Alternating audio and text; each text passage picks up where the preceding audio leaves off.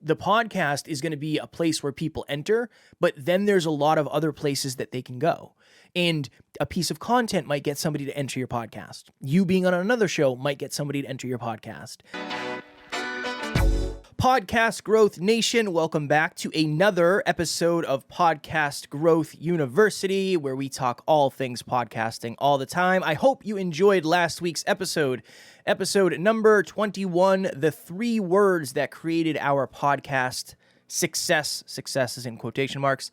Sustainability, consistency, and improvement. If you do those 3 things, you will be far more successful than if you do not.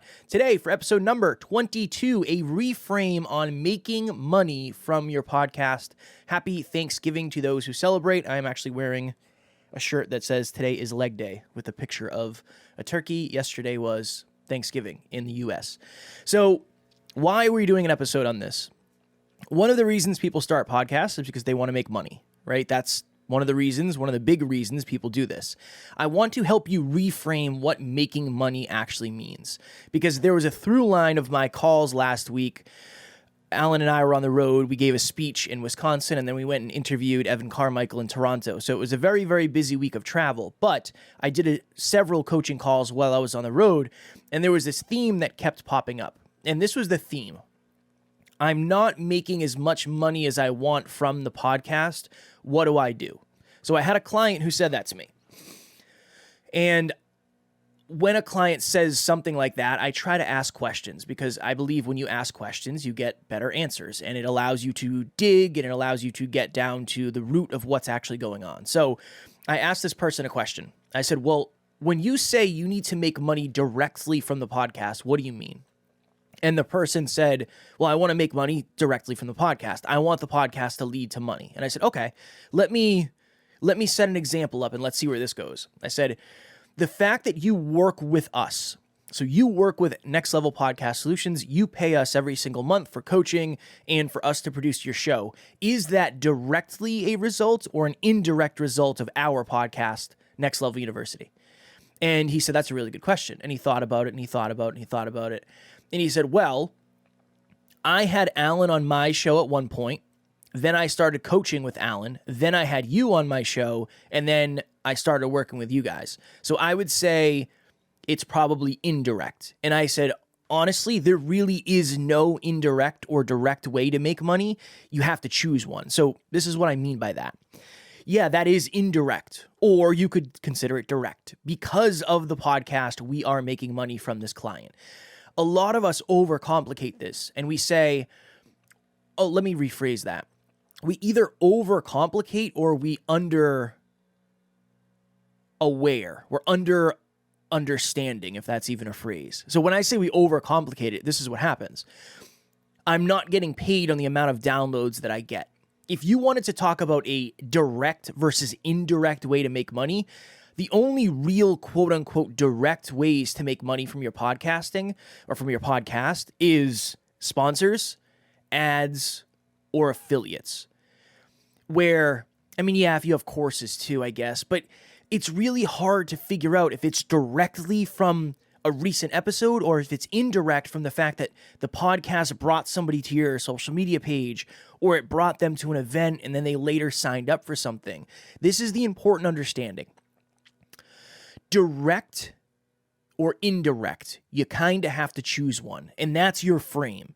I believe that anybody who reaches out to us is directly because of the podcast. Because if I didn't have the podcast, I would never have the opportunity to connect with those people. So to me, it's all direct.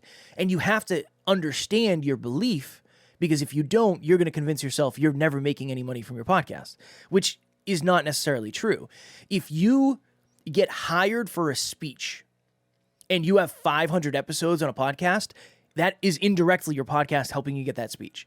If you get a client that you never would have gotten because you were never able to get on a podcast until you had a podcast, that would be considered indirect or direct, however you want to phrase it.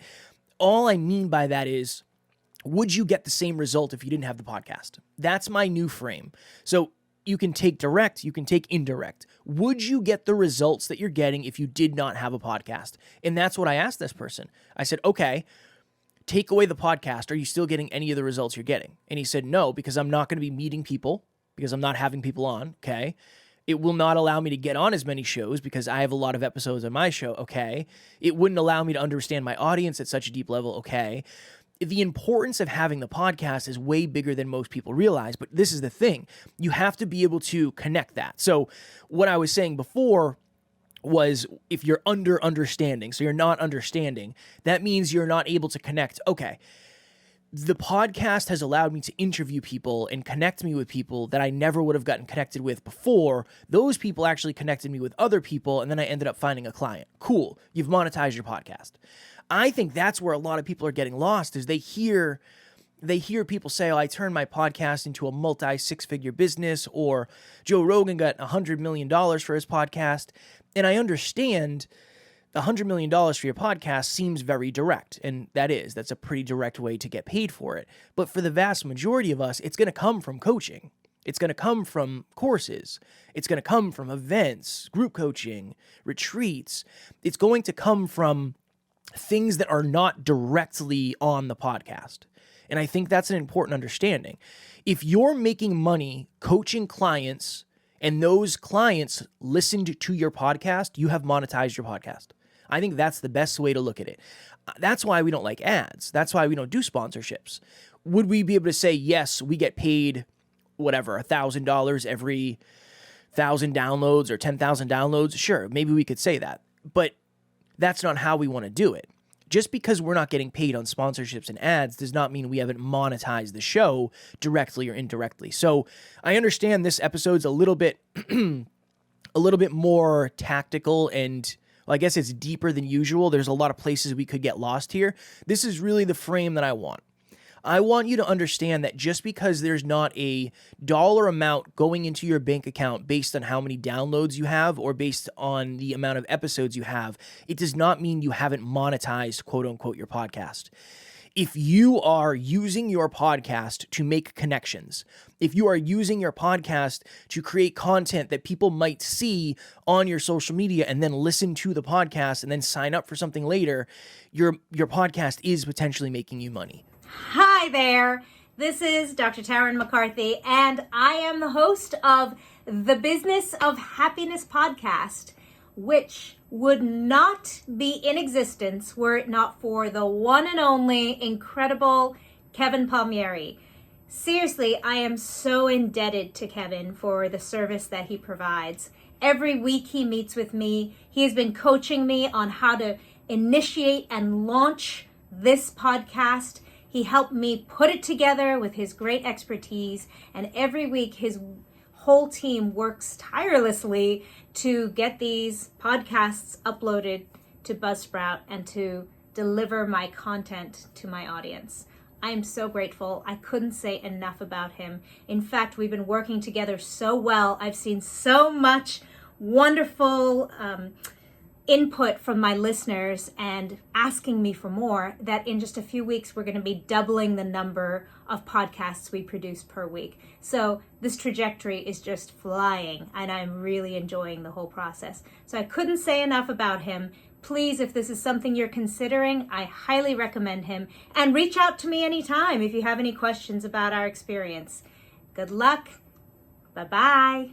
This is one of the biggest reasons people stop, because they assume, well, it's costing me X amount. It's $12 a month for Buzzsprout. I'm paying somebody $100 a week as a virtual assistant. I'm not making any money. You have to understand that the podcast isn't necessarily going to make you money unless you have a bunch of other options where you can monetize. So the podcast, if you don't have coaching, if you don't have courses, if you don't have merchandise, if you don't have live events, unless you're doing sponsorships or ads, it's not going to seem like the podcast is making you any money. But you can see why people get stuck there. Because if you don't have sponsorships or ads, everything is running to another part of your business, and you say, well, how does the podcast even matter? The podcast is the connector for most things. If you didn't have the podcast, you wouldn't have the audience. If you didn't have the podcast, you wouldn't have the connections. If you didn't have the podcast, you wouldn't have the content. If you didn't have the podcast, you wouldn't understand your audience. This is why a podcast is so important, but it's also why it's so important to do it for a long enough period of time. Because in the very beginning, none of these dots are going to connect. But I can look back now and say, okay, one of our businesses, one of the businesses within our business, our business units, is Next Level Podcast Solutions. Right now, that's a multi-six-figure business, right? That makes, at this point, over $200,000 a year. Now, you might say, well, how does that connect to your podcast? Would you want to work with somebody who has 1,150 episodes, or would you want to work with somebody who doesn't have any episodes? You're probably going to pick the person with 1,150 episodes. So us having that amount of episodes, the amount of downloads we have, that helps us help more people because we have the proof that, hey, we know what we're doing. We've produced a lot of shows. That really, really helps, but it's indirect. It's not directly from the podcast. So that's really my goal in this episode, is for you to think about that. Have you boxed yourself into saying, well, I don't make any money directly from the podcast? Okay, cool. You might never, but you can make a lot of money indirectly from the podcast. And the other side of it too is, if you want to make money, quote unquote, directly from your podcast, then it's going to be sponsorships, ads, or affiliates. Yeah, you can do courses and stuff, but it doesn't necessarily happen right away. It doesn't seem like the podcast is making you money, even though it could be making you money in a bunch of different ways. We had somebody on our podcast a while ago, and he said this, and it was a really good analogy.